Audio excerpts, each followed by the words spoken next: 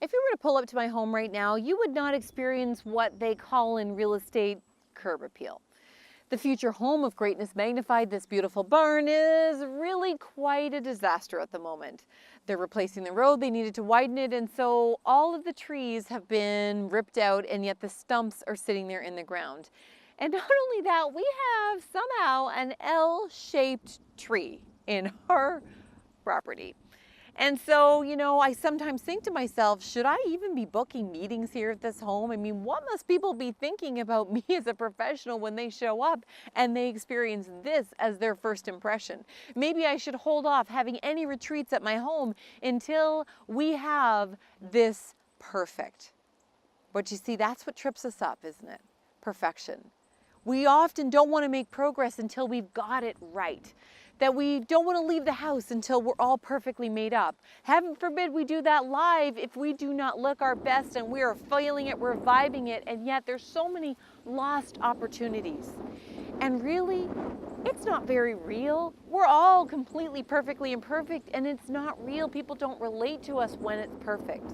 So instead, the possibility when we embrace our imperfection is we don't have those ridiculous standards that there's no way anybody could meet. We don't get caught up in our negative inner critic that says louder and meaner things than we'd ever say to somebody else, because frankly, those messages aren't true anyway. And it doesn't stop us from making progress on the things that make us most passionate, most proud, most motivated, and frankly, it stops us from living our greatness if we live into that model of perfection. So what if in fact instead we were able to decide that we didn't need to be perfect? What if in fact, and this is the first tip I want to share with you, you just assumed you weren't perfect, that nobody's perfect, that all of the evidence to the contrary, if you feel you open up Facebook and people are living perfect lives, or you look at stars and you seem that, well, wow, they look amazing all the time. Do you really think they look amazing all the time? I doubt it. Kim Kardashian probably does not look amazing all the time, nor does she probably act amazing all the time. It is our assumptions that we make about others that is often not true and certainly not helpful to us in that disjointed perspective around perfection. So when we don't expect it, then we don't look for it. And that's the second thing, is don't look for evidence of perfection that isn't there. Instead, here's the third tip. Look around to see what is working, what does exist. There's beauty all around us. It's not just this that's not working, but look across the road.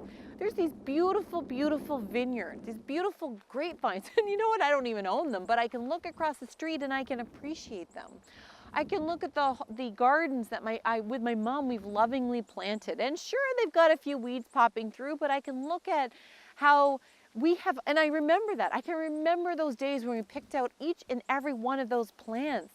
And we thought, how can we look forward to pulling up in our driveway? What colors do we want to experience? Even the door we lovingly, lovingly picked. And my husband calls it lipstick. And I joke with him, honey, if you ever decide you're gonna start wearing lipstick, that is your shade. And so, and you know what? The door has scratches on it. The door's got a piece of tape that nobody pulled off. It doesn't matter. When we look for the things that aren't perfect, then we see them. But instead, if we look at everything else around it, we will see beauty.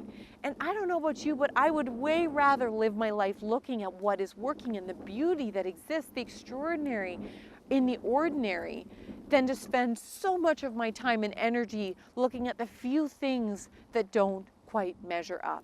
And you know what? Who's to say they don't measure up anyway? Maybe they're actually somebody else's version of pretty darn good, if not beautiful.